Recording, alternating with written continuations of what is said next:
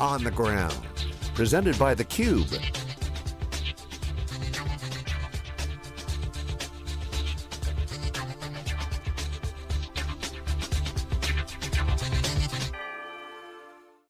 Hi everybody, this is Sam Kahane. Welcome to CUBEconversations.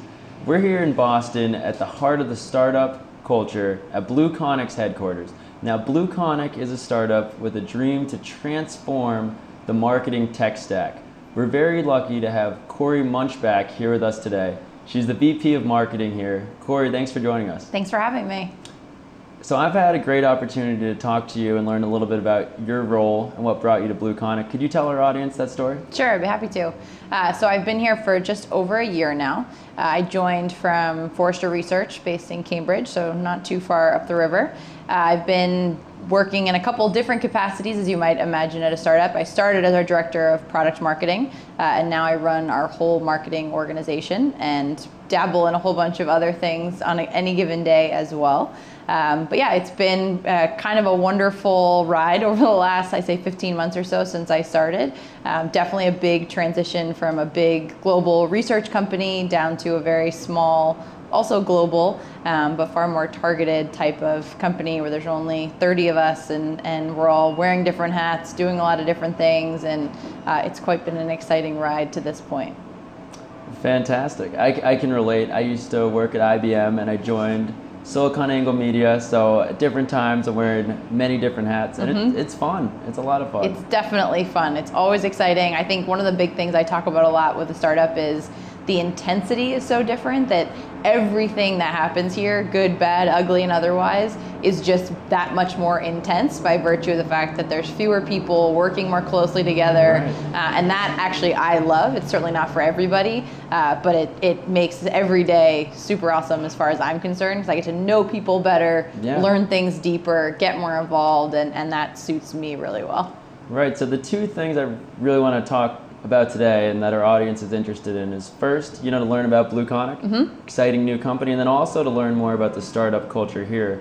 And as you were saying, you get to know everybody at the company really well. I've heard you do something on Fridays. Yeah. That's very unique here. Could you tell us about that? Absolutely. So we call them Building the Dream sessions. So the backstory is that when I submitted my paperwork that said I was going to join the company, I got a text message from our CEO saying, we got your papers, but hurry up and get here. We've got a dream to build. And I remember being I was already excited, obviously, but totally blown away that was sort of the mentality that the leader of the company had about what we were doing and what I was embarking on. And so when I got here, that really stuck with me and was something that I kind of wanted to carry on. So what we do on Fridays are what we call these Building a Dream sessions. And every week, a new member of the Blue Crew, as we call ourselves, gets up and talks for 20 to 30 minutes or so about themselves and where they came from and why they're here, how they came here, what they like about being part of the company. And it's funny, it started last year, but it's amazing how it sort of evolved on its own over the course of everyone who's been here kind of walking through their presentation, and the way we've all gotten to know each other. And obviously, again, you get to know each other well, you work next to each other in a small office every day, but when you start to see pictures of people's childhoods, for example, and they sort of bring those different dimensions in, it adds a whole other layer of kind of personal commitment and personal investment. I talk a lot about how important it is around here that we're in the early stages of a startup. It's hard work to be here, and it's so important that we all trust each other, and that kind of the guy or the girl sitting next to you is someone that you could link arms with and go into battle with. And the Friday sessions are a great way of kind of making sure that that person to your left and your right a little bit better, and that you build that confidence and that trust in each other so that you can kind of feel like, we've got a big world to take on, and knowing that you've got that camaraderie and that faith in those people is huge. And so that's been, I think, probably my favorite thing that we've done since I started is add those in and have that be a Friday session.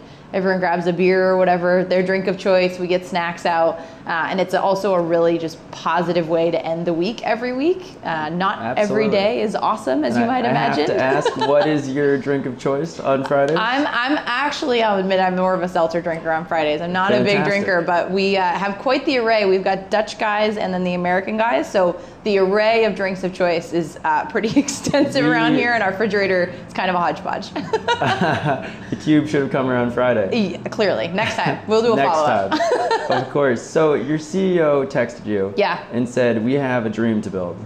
So what is the dream? Can you tell me about BlueConic, the whole vision for the company? Absolutely. Where you're headed? Sure. So what's cool about the dream is that we've got the company dream, and then we've got everyone sort of individually underneath it kind of rowing in that direction.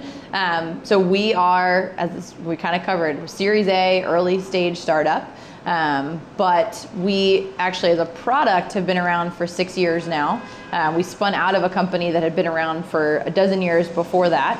So we've got a lot of history in spite of also being very new, which is pretty cool. So the dream was to move BlueConic as a product from the Netherlands to the United States. So part one of the dream, so far so good. Get investors here and build up a company and a product that really changes marketing for today's kind of modern marketer. And that looks at a lot of different sort of key challenges that the marketer has. And our ambition is to make sure that we're getting that message out there and making sure that marketers have those tools that they need to be better prepared, and quite frankly, better serve their consumers in what they're trying to do every day. Fantastic. So could you give us, for the viewers out there, to better understand the product, could you help them understand where BlueConic would come into the stack? Sure, absolutely. I don't know if it's helpful, but there's the Scott Brinker super graphic extraordinaire that you may or may not have seen, but there's a category in there called the customer data platform. That's where we sit. It's on the lower right of that graphic.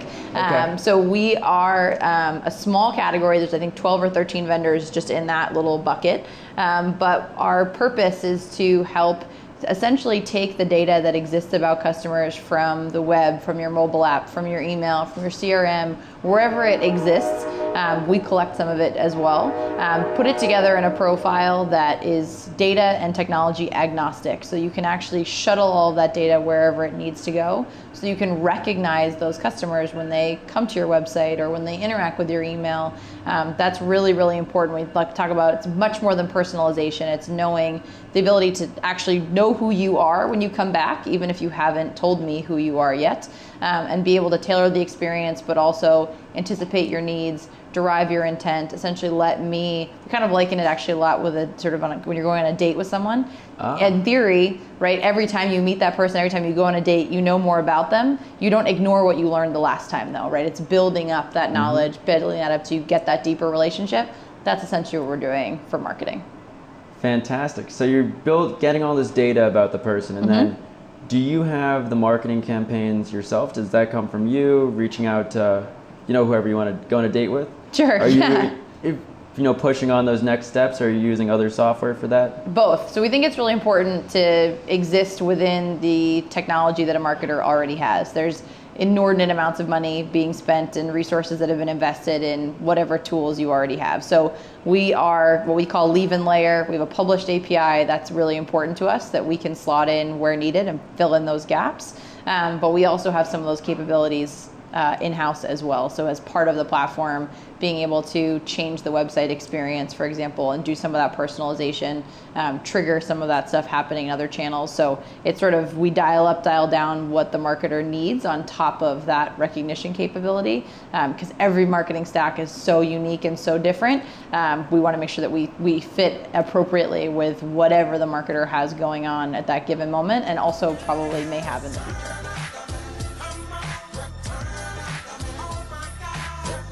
So I know your company's growing quite a bit. The Boston Globe is using BlueConic, is that correct? Yes. And I know my friend from college just joined your team, Connor. Very exciting. So my question for you is, with all this growth, what troubles are you having? What are the problems you have to overcome? Sure, absolutely. Great question. The Boston Globe was one of our first customers in the US, and very fitting given how important being in Boston is to us. So that was actually kind of a very cool and apropos first customer for us here in the US side of things.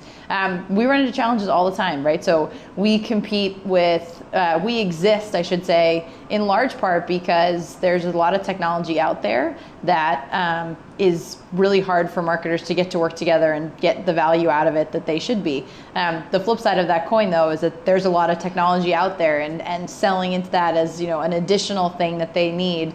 You need to really be clear and succinct and compelling in what value you're going to deliver to get them to sign on board with you. So by virtue sort of the challenge that we exist to solve, it's also a challenge that's presented to us in terms of communicating that solution out there. So I'd say that's kind of the biggest one, is cutting through the very loud clutter of that landscape of whatever it is, 3,800 and counting other solutions, many of which say they do things one way that maybe isn't actually what they do. And we want to be really clear about the value that we deliver, and it's hard to necessarily always get that through when you've got so much competition and kind of other noise in the marketplace to deal with.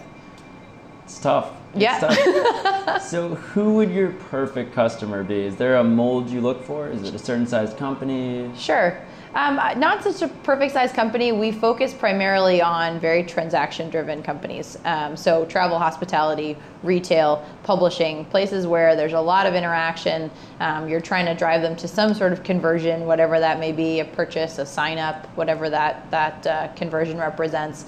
That's really important. So that's sort of where we focus, and B2C more generally is typically our sweet spot. But yeah, we're looking at trying to help these companies where the vast majority, for example, of the traffic to their websites, which is where the vast majority of their digital interactions happen, is happening by anonymous visitors. So folks that haven't given an email or raised their hand and registered in one way or another.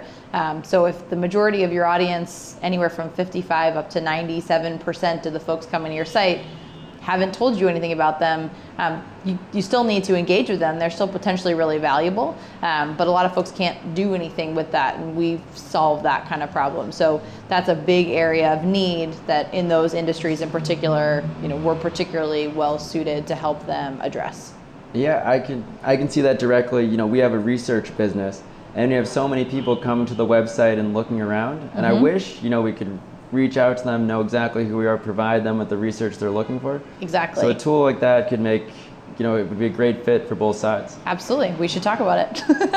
After this? You absolutely. got it. So I want to back up a little bit. I just looked out the window, and we're on South Street in Boston.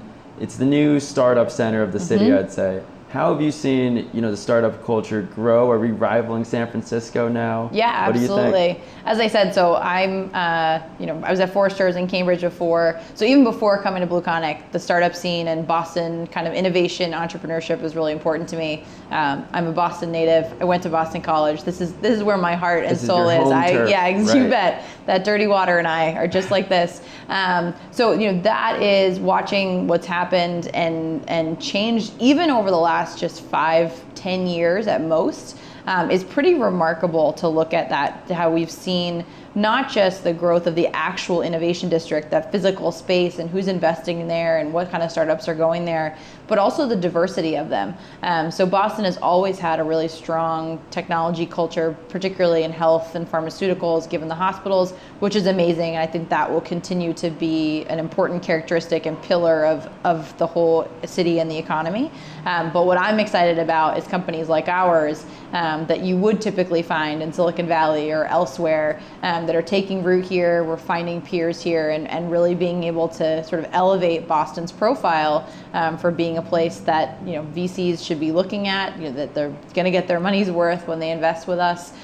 You have some of the smartest, most capable people in this city and in the surrounding area that we're finally kind of giving reason to stick around and make those contributions here, as opposed to feeling like they can't be successful and they have have to take their companies or go find roles at places outside of the city. So for me and sort of the generation just before and just after me that's sort of coming into this, I couldn't be happier about it. And I think we're just going to continue to see that grow. And obviously I take it kind of personally to make sure that we are part of that development and part of that wave of growth that we've seen take off and hopefully are going to sustain and won't see crest for quite a while.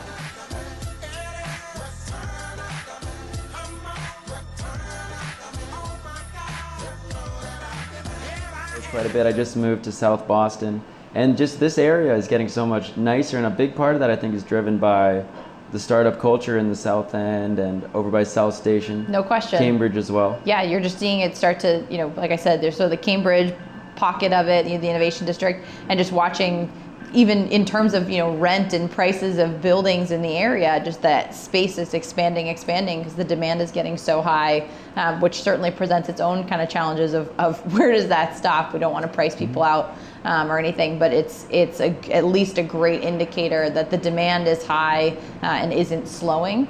So for now, I'll take it as a good sign, and certainly something that we need to be thinking about to make sure that we don't get too saturated here or anything like that and run the risk of losing people kind of on the other side because we don't have any room anymore. I think we're a ways away from that, but it's so exciting to see for the time being.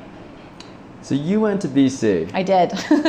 And there's so many great schools in the area, which is driving this innovation. Mm-hmm. So do you pull a lot of your talent locally, would you say? We've got a mix, actually. Yeah, we've got a lot of folks locally, and interestingly, a lot of folks who, if they didn't come here or aren't from here, they came to Boston because of this kind of thing. So the two folks on my team, one is from New Jersey, one's from Michigan, but both moved to Boston because they knew the opportunity that was here and the types of jobs they could get here. So even if they aren't, like I said, from here originally or kind of already in the city when they were looking, the intention of being in a place like this across the board, that's what drew the folks here who weren't already. And when we see the applications come in, that's time and time again the type of profile that we're getting of someone who's new to the city or been here for a while and wants to get in on this type of atmosphere, excitement type of project that we have going. And they probably want to watch Tom Brady as well, I would assume. I mean, I can't blame them. Although they might have a problem with at least the first part of the season if things go as they seem to be. So, but yeah, we've got a lot of draws apart from how awesome our jobs are. Great. So we're running out of time here. I want to give you another chance to talk to the audience. I was thinking, maybe leave us with a good success story. Sure. We've got a couple already, which is great given how young we are. We actually had a great article that published just the other day about one of our clients, Rain Optics, and some of the work that they're doing with us and the improvements they've seen in conversions that they've witnessed just in 3 or 4 months of working with BlueConic. And that sort of thing, I'll tell you, is probably the most validating, exciting part of working at a company like this, is when you see all of it come together and customers coming back and being able to talk to a reporter or to you about the success that they've had. The Boston Globe is an obvious other case. I've talked about them and the type of work that they've done. But that's been so validating to see these companies, again, within a couple weeks, months of deploying the platform, already seeing results that they're excited to tell us about and want to know how they can do more. That's a huge testament to our customer success team, obviously, but for all of us here, this is what we're here to do, and seeing that makes us feel good when we go home every day. Yeah, the dream's working. The dream is building. Changing the world. That's the plan. So if people are watching this website and they're interested, they want to learn more. Yeah. How would they contact you? Sure. So they can go to BlueConic.com. All that information is there, and then my email is Corey, Cory @BlueConic.com, and I love email. So feel free to drop me one. Get in touch. I'd love to hear from you. We love Twitter as well over at theCUBE. Do you have a Twitter? Of course I do. I'm at Corinne James is my Twitter handle, so you can find me there. Fantastic. Well, I really appreciate it. This was a lot of fun for us. We got to learn a lot about BlueConic and talk about the startup culture here. So thank you so much. Thank you for the opportunity. Absolutely. CUBE Nation, thank you so much for watching. I'm Sam Kahane. We'll see you soon.